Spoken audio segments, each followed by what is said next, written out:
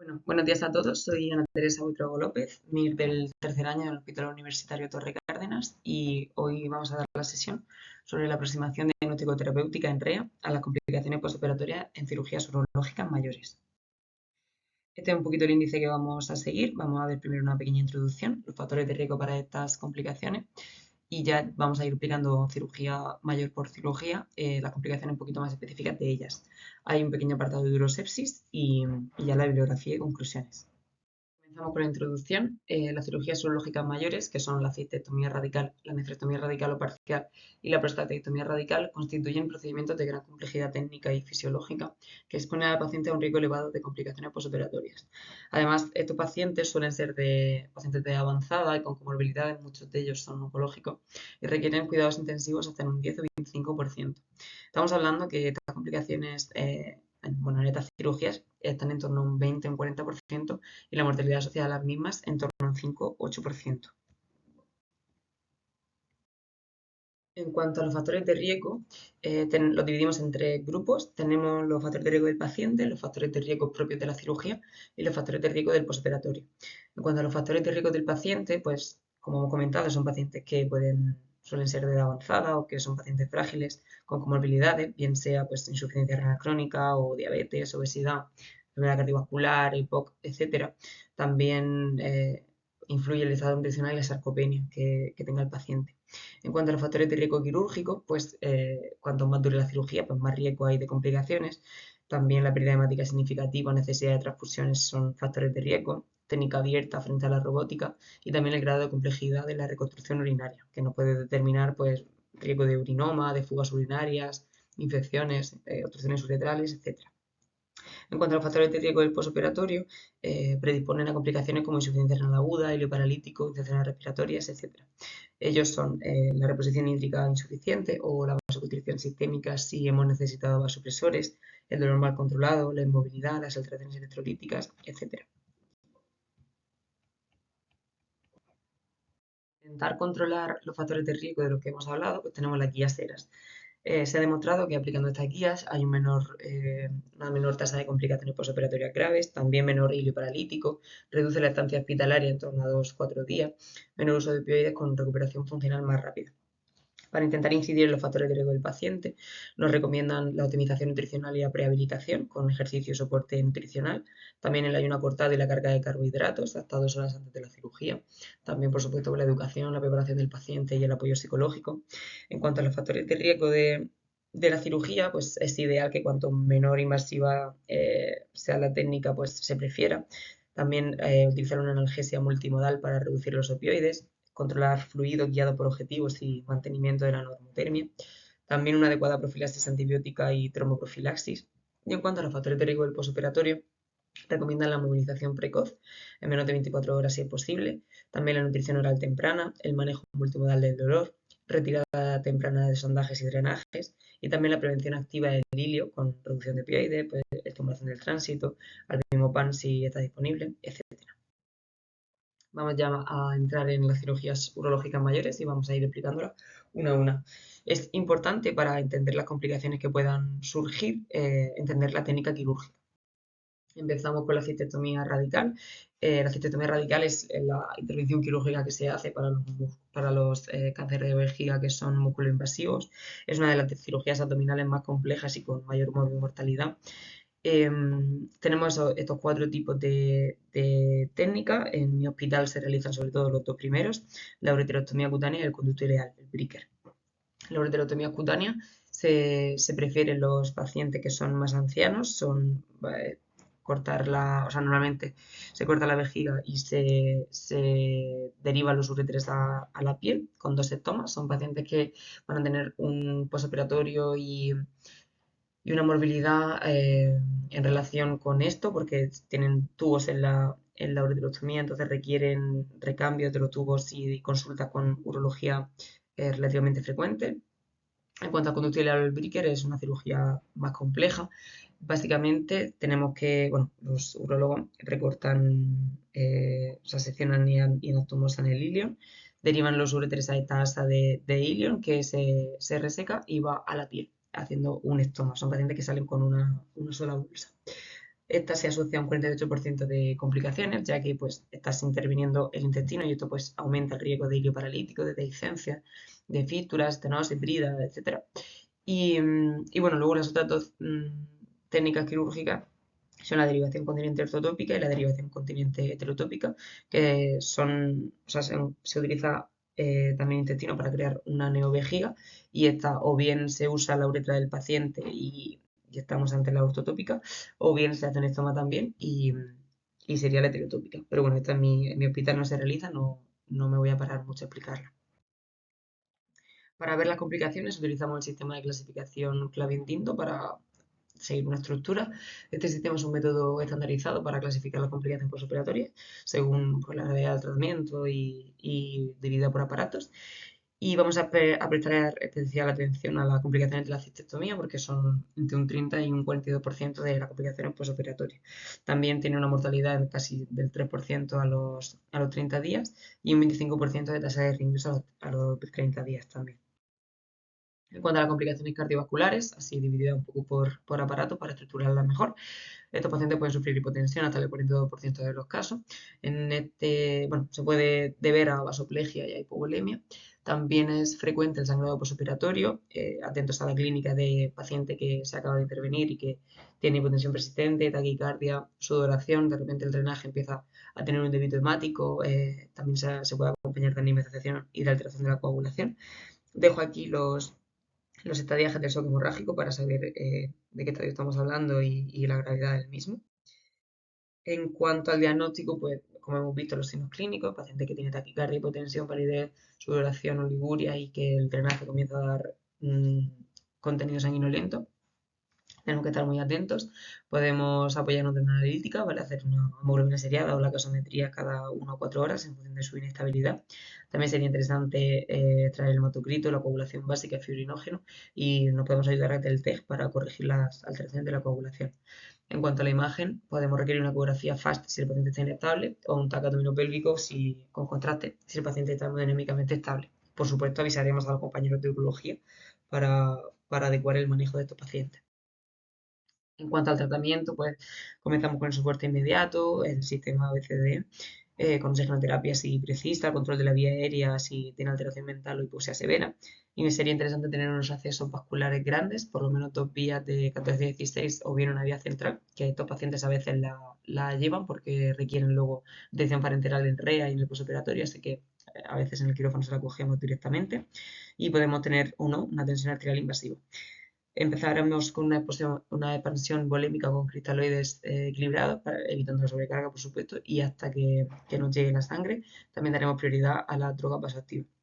La transfusión y los umbrales de transfusión de estos pacientes, pues si el paciente está estable, nos esperamos a que tenga una hemoglobina por debajo de 7 para comenzar la transfusión, pero bueno, hay que individualizarlo, sobre todo si estamos ante un sangrado activo, ¿vale? No nos esperamos a que disminuya tanto la hemoglobina, intentamos anticiparnos un poquito.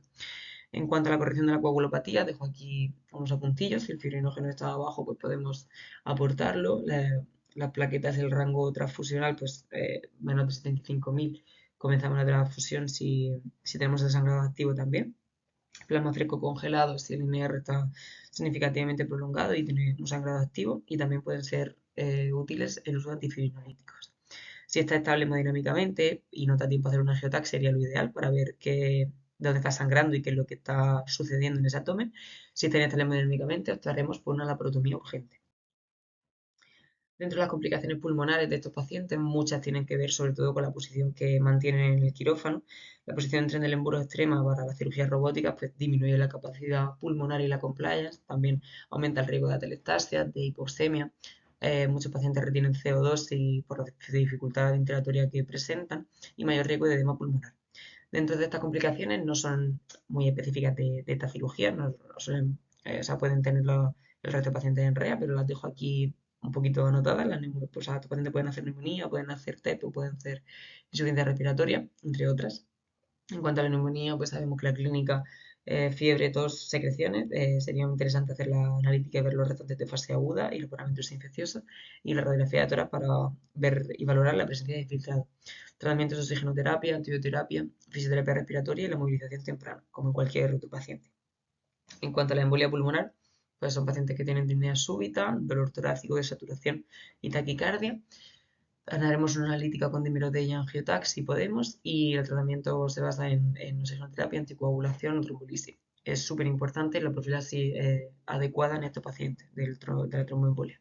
En el caso de la insuficiencia respiratoria, pues son pacientes que tienen disnea, cianosis y desaturación.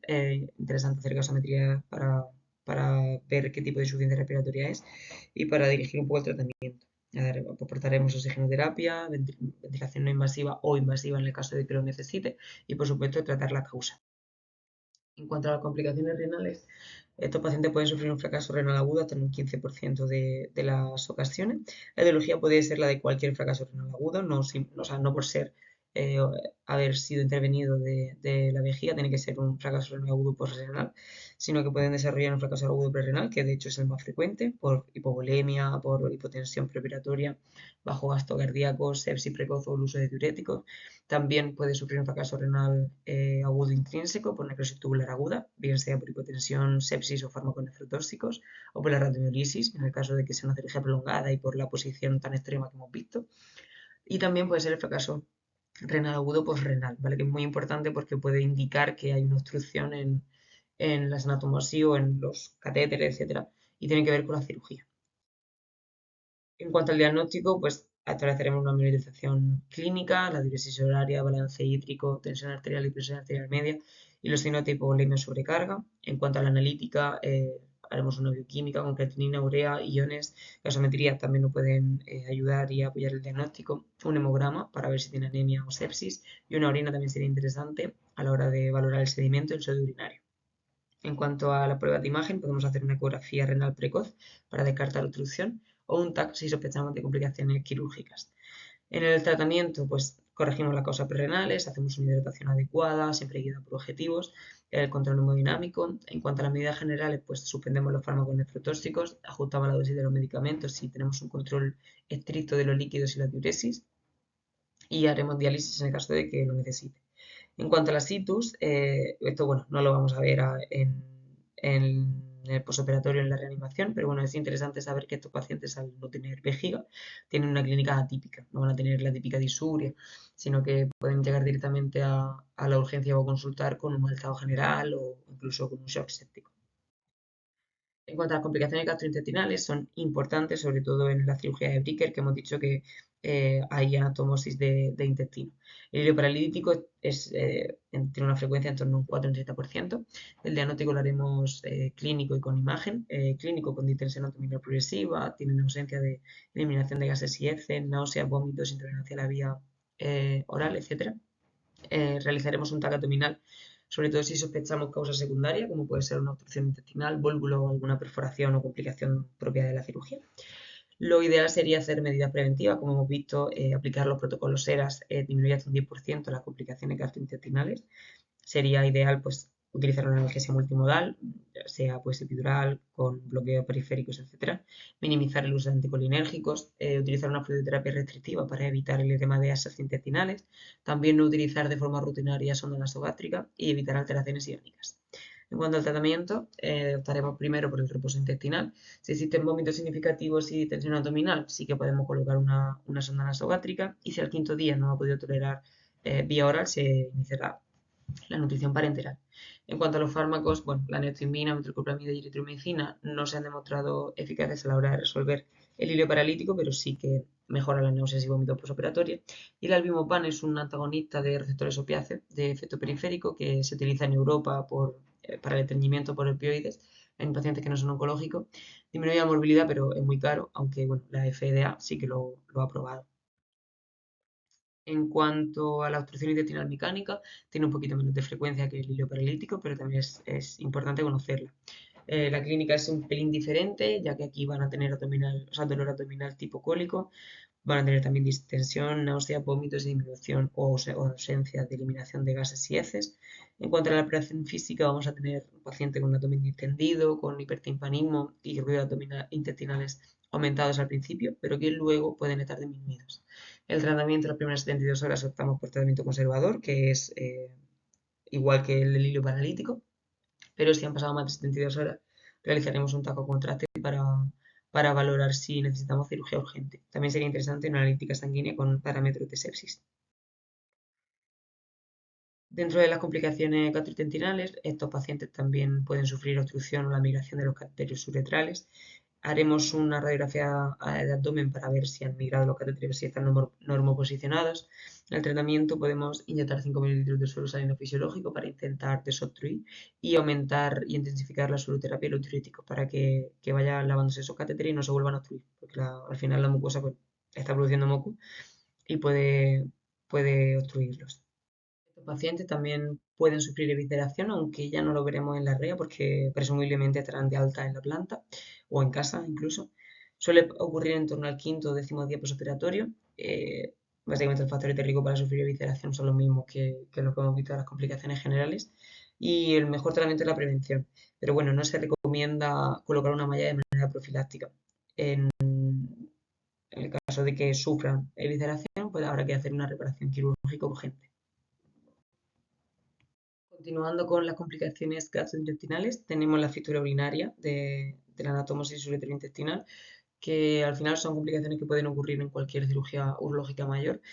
La clínica suele también ocurrir en torno al quinto o décimo día posoperatorio y al final pues tener orina en la cavidad abdominal pues origina peritonitis con dolor y tensión abdominal, signos de malestar general, infección intraabdominal y sepsis.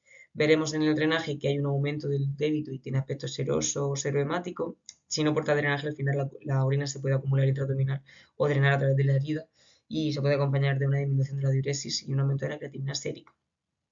Para el diagnóstico de la fístula es importante realizar una bioquímica tanto del líquido del drenaje como del paciente y así las compararemos. Importante que si esté comparando la creatinina del drenaje con la creatinina sérica de más de un 130% es altamente subjetivo y prácticamente diagnóstico. La imagen que requeriremos es un Urotac o Cystotac o cistografía, eso ya lo decidirán los compañeros de urología. Y el tratamiento de manera inicial se puede optar por tratamiento conservador con catéteres ureterales, con sonda vesical o nefrectomía percutánea. Y si a los 3 días vemos que no ha mejorado, requerirá también una nefrectomía o una reparación quirúrgica. En cuanto a la dehiscencia de la anastomosis intestinal o la fisura intestinal con infección o acceso del sitio quirúrgico, puede ocurrir sobre todo en la creación de neovejigas. La clínica es pues, dolor y tensión abdominal, pueden también tener hilio paralítico, fiebre, aumento de los restantes de fase aguda, salida del material purulento a través del drenaje si sigue portándolo, o formación de accesos en la cavidad abdominal. El diagnóstico haremos un TAC con contraste y si vemos que hay alguna colección accesible, lo ideal sería drenar y así tomar muestras también para análisis bioquímico y cultivo microbiológico. Y el tratamiento, pues, como hemos hablado, pues el drenaje percutáneo de las colecciones si son accesibles. Podemos poner también antibioterapia de amplio espectro, que incluye gran positivo, gran negativo y anaerobios. Y podemos al final optar por un drenaje abierto de las colecciones intraabdominales. La solución quirúrgica pues, suele pasar por rehacer la anastomosis intestinal o bien realizar un estoma de prevención, o sea, de protección, con una ileostomía o con una colostomía de descarga, dependiendo de la neovejiga que realizar. Vamos a hablar ahora de la siguiente cirugía urológica mayor, que es la nefrectomía. Las nefrectomías pueden ser parciales o radicales, normalmente se realizan para retirar tumores. La diferencia es que la nefrectomía radical, en otro hospital la hacemos vía laparoscópica y bueno, clampa el pedículo vascular y cortas el riñón y lo extraes. Suelen pasar el posoperatorio en la URPA o incluso algunas se están empezando a hacer de manera ambulatoria. En cuanto a la nefrectomía parcial, en nuestro hospital la hacemos con robot, es más peligrosa porque al final tienes que hacer un tiempo de clampaje, o sea, tienes que clampar el pedículo, controlar el tiempo de isquemia, el riñón además es un órgano que sangra mucho y al final pues estás quitando una parte y tienes que hacer una buena sutura, revisar hemostasia, etcétera. Entonces es más peligrosa. Suele realizarse en pacientes jóvenes o con tumores pequeños y tiene más riesgo de fuga. Estas pacientes se quedan en la REA, suelen quedarse 1 o 2 días. Esta es la posición que hay que hacer para esta intervención, que también muchas complicaciones pueden tener que ver con la posición quirúrgica. Hablando un poquito de la nefrectomía parcial y de sus consideraciones especiales, vemos que el sangrado postoperatorio es bastante frecuente, es la complicación más frecuente. Depende también de la localización del tumor, de la relación del mismo con la vasculatura y de la extensión y la profundidad del riñón. La clínica de sangrado postoperatorio ya la hemos visto, no nos vamos a parar mucho, pero bueno, esta suele verse como un hematoma retroperitoneal y el paciente comienza con hematuria o el drenaje sanguinolento y puede incluso tener inestabilidad hemodinámica. El manejo ya lo hemos visto en diapositivas anteriores. En cuanto al fracaso renal, pues es sobre todo trágico en pacientes que sean monorrenos o pacientes con enfermedad renal crónica. Tiene mucho que ver con la isquemia secundaria al clampaje, en un tiempo máximo en torno a 30 o 25 minutos, porque si no se va a desarrollar una necrosis tubular aguda que va a ser proporcional, de hecho, al tiempo de clampaje. El manitol preclampaje no se ha visto muy eficiente, pero bueno, hay muy eficaz, pero hay algunas guías que lo recomiendan y lo ideal pues es hacer estrategias quirúrgicas que protejan un poco al riñón, como puede ser, por ejemplo, hacer clampaje selectivo de los vasos específicos del tumor o hacer hipotermia renal. En cuanto a la fístula urinaria, pues suelen ser pequeñas si el tratamiento es el drenaje de la fuga urinaria mediante catéteres uretrales o sonda vesical o nefrostomía percutánea. Y en cuanto a la fístula arteriocalicial o venocalicial, es una complicación que van a sufrir los pacientes una vez estén de alta, probablemente, que es básicamente una anastomosis bueno, una fístula de algún vaso sanguíneo, bien sea arteria o vena, al sistema urinario. Estos pacientes pueden llegar a la urgencia con una hematuria franca y sufrir incluso inestabilidad hemodinámica. Pueden requerir un angiotac y el tratamiento se intenta endovascular, pero si no habrá que hacer una laparotomía exploradora y un tratamiento quirúrgico. Vamos a ver las complicaciones específicas de esta intervención. En cuanto a las complicaciones vasculares, pues estos pacientes también pueden sufrir hipotensión y sangrado, como hemos visto. La hipotensión en este caso puede estar relacionada y puede ser secundaria a la compresión de la vena cava inferior en la postura o incluso al sangrado intraposoperatorio, que ya hemos hablado de cómo se maneja. En cuanto a las complicaciones pulmonares, también pueden hacer insuficiencia respiratoria y hipoxemia, pues por la disminución de la compliance, del volumen tidal, etc. Y el tratamiento ya lo hemos visto. O neumotórax. En estos pacientes, al estar manipulando el área perirenal, pueden tener riesgo de una lesión diafragmática. El diagnóstico lo haremos con radiografía de tórax o con ecografía y el tratamiento será un tubo de tórax. En cuanto a las complicaciones nerviosas, tienen que ver con la posición en la que mantenemos a estos pacientes. Es muy importante que almohadillemos todos los puntos de apoyo de estos pacientes de los plexos nerviosos, ya que pueden estar dañados, tanto el plexo cervical, braquial o el peroneo.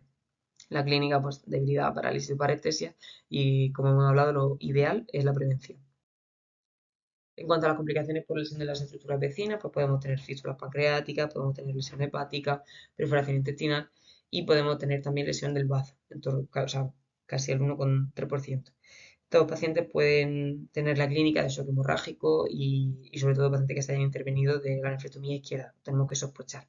El tratamiento, podemos intentar tratamiento conservador, pero si el paciente está inestable o el sangrado es grave, tenemos que hacer una embolización o una esplenectomía. El enfisema subcutáneo también es una de las complicaciones que pueden surgir. Básicamente la difusión de CO2 a plano subcutáneo por el neumoperitoneo prolongado o la lesión pleurodiafragmática. El diagnóstico lo haremos por una crepitación subcutánea o un aumento del tidal partido de la PCO2, una acidosis respiratoria o posible compromiso ventilatorio.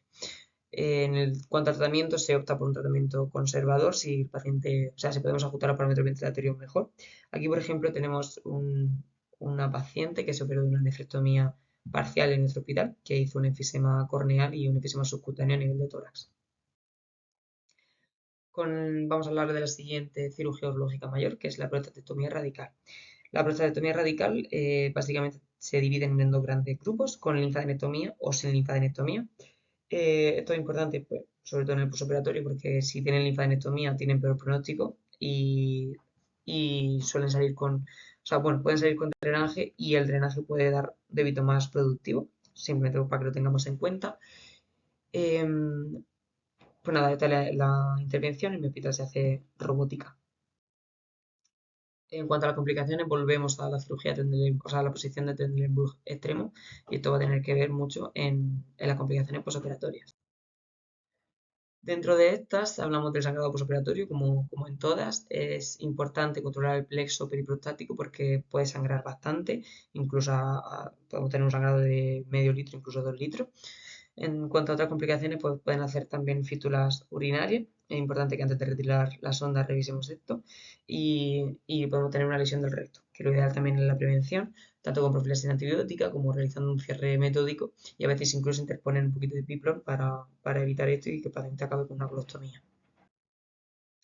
En cuanto a sondaje vesical posoperatorio, me parece adecuado hacer una diapositiva simplemente para explicarlo un poquillo. Estos pacientes, los pacientes que se realizan la prostatectomía radical, salen con una sonda vesical de 3 vías. Muchos de ellos pues tienen lavados vesicales continuos, hay que estar muy atentos al suelo del lavado y al aspecto que tiene. Y es muy importante que no toquemos en el posoperatorio la sonda de estos pacientes, porque al final la sonda está pasando por la anastomosis que realizan y podemos, al manipularla, podemos complicar la anastomosis y que favorezca el tipo de dehiscencia y de complicaciones. Entonces, si la sonda se sale o se obstruye o pasa cualquier complicación, es ideal avisar a los compañeros de Euro y que vengan a echarle un vistazo, porque la manipulación puede complicar mucho las cosas. En cuanto a la medida general de los pacientes urológicos, así un poquillo haciendo resumen de todo lo que hemos visto, es importante que estos pacientes tengamos una monitorización continua con tensión arterial, invasiva o no, en función de la cirugía y en función de las complicaciones que pueda realizar, la frecuencia cardíaca, la saturación, diuresis y aportar soporte ventilatorio si es necesario. También estaremos muy atentos a la función renal, con control de creatinina, de filtrado, electrolitos y balance hídrico, vigilando las complicaciones quirúrgicas que hemos hablado, de drenaje, de posibles fístulas, de catéteres, de hemorragia, etc. También sería interesante la prevención gastrointestinal, que hemos visto que son pacientes con mucho riesgo de hilio paralítico y de este tipo de complicaciones. Necesitaremos una analgesia multimodal, una movilización temprana, nutrición enteral precoz y control del hilio paralítico, ¿vale? Sobre todo aplicando los protocolos ERAS. Debemos también estar atentos a prevenir las infecciones, a establecer un buen protocolo antibiótico, cuidar las sondas, los drenajes y los estomas. Manejo del dolor, como hemos visto, ideal que sea multimodal, con bloques regionales y bueno, los escalones de la escalera analgésica. En soporte sistémico, pues la trombofilaxis adecuada que hemos hablado, prevención de úlceras por presión, control metabólico y nutricional. Y también es importante la coordinación multidisciplinaria, ¿vale? Avisar a urología si es necesario, también a los compañeros de nutrición si necesitamos que ajusten alguna pauta y, y hacer un balance, o sea, un manejo multidisciplinar de estos pacientes. En cuanto a la urosepsis, me parece interesante hablar de ella en esta sesión. La urosepsis es una urgencia urológica absoluta porque la obstrucción impide el aclaramiento de la bacteria y de las toxinas, entonces favorece una infección que puede llegar a ser fulminante. En cuanto a la fisiopatología, pues suele ocurrir por una litiasis que obstruye la vía urinaria, se va acumulando la orina, se va infectando, crecen las bacterias, aumenta la presión intrarrenal y esto hace que facilite el paso de bacterias y endotoxinas a la sangre. Además, esto se empeora si tenemos pequeñas heridas en la mucosa, como puede ser pues, al pasar la piedra o pacientes que hayan tenido manipulación previa de la vía urinaria y en pocas horas se puede evolucionar a un shock séptico. Los microorganismos típicos que causan esto, pues tenemos el E. coli, que es el más frecuente, tenemos que sospechar que Klebsiella blé, Proteus o Pseudomonas si hemos tenido manipulaciones previas o son pacientes de riesgo y también puede ocurrir que la urosepsis esté causada por enterococo, pero en menor frecuencia. Los factores de riesgo para un mal pronóstico, pues pacientes que tengan urocultivos positivos preoperatorios, sexo femenino o edad avanzada, diabéticos o que tengan comorbilidades, que el paciente venga ya con una sepsis establecida, que tenga manipulación de la vía urinaria, como hemos hablado, un doble J previo, o que tenga litiasis grandes o múltiples, o bien que la cirugía sea complicada y sea prolongada. En cuanto a la clínica, pues tenemos que sospechar la infección y, bueno, pacientes que pueden venir en shock séptico con difusión orgánica. Los signos, pues tenemos fiebre, taquicardia, taquipnea, hipotensión, oliguria o confusión. En cuanto al diagnóstico, es muy importante extraer hemocultivos y urocultivo previo al tratamiento antibiótico, siempre que no lo retrase. Importante también hacer una analítica completa con PCR y PROCA. La calorimetría arterial también nos puede guiar para ver el láctico y clasificar la gravedad. Y también es importante estar atentos a la función renal. Y bueno, y al final multisistémica. En cuanto a las pruebas de imagen que podemos realizar, pues quizá necesitamos un tacatomino pélvico para ver si tiene alguna complicación, por ejemplo, si es posoperatorio, o hacer una ecografía si está inestable hemodinámicamente. Y es importante valorar la hemodinámica y puede requerir monitorización invasiva. Un poquillo esquematizándolo en cuanto al manejo, pues tenemos la Golden Hour que hablan las guías, que son los primeros 60 minutos en los que tenemos que traer cultivos. previos a poner antibióticos, siempre que no los retrase, vuelvo a repetirlo. Se suelen utilizar antibióticos de amplio espectro como pipertazo, cefalosporina tercera o cuarta y a veces necesitaremos cobertura de anti-pseudomonas o enterococos en función del riesgo que tenga el paciente. Comenzamos con reanimación y con reposición de fluidos en torno a 30 mililitros por kilo de cristaloides. Si hay hipotensión, sobre todo si el látigo ya va en aumento. Importante evaluar la respuesta y evitar la sobrecarga. Siempre nos guiamos por objetivos. También daremos prioridad al soporte vasopresor si el paciente lo precisa. Recordamos que la NORA es de primera opción, de primera línea, y añadiremos vasopresores o inotrópicos en función de cómo nos responda el paciente. Y muy, muy importante controlar el foco. Sin control del foco urinario el antibiótico no es suficiente. Puede requerir un drenaje percutáneo en las colecciones o un recambios de sondas obstruidas o lo que necesite, pero es importante que no se tocan las piedras si hay una infección aguda y mucho menos un uso séptico. Ponemos un drenaje y una derivación, pero la litiasis se solucionarán en un futuro, cuando se resuelva toda la infección. Se necesitaríamos soporte orgánico, como en cualquier paciente séptico, con ventilación mecánica si tiene insuficiencia respiratoria, manejando el fallo renal incluso con diálisis si está indicado, control glucémico, nutrición temprana, ya sabemos, y importante escalar a medidas avanzadas en función de la respuesta y continuar de evaluación de estos pacientes.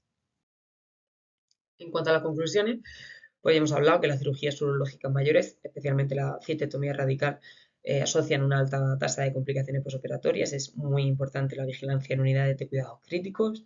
El manejo de estos pacientes en la REA debe basarse en la detección precoz y el control del foco, también apoyado en protocolos tanto diagnósticos como terapéuticos estandarizados para reducir la morbimortalidad. Y es importante la implementación de protocolos SERAS y estrategias multimodales, que ya hemos visto que disminuyen las complicaciones como el hilo paralítico, también disminuyen la estancia hospitalaria, el consumo de opioides y optimizan la recuperación del paciente. Esta es la bibliografía que he utilizado para realizar la sesión y muchas gracias a todos.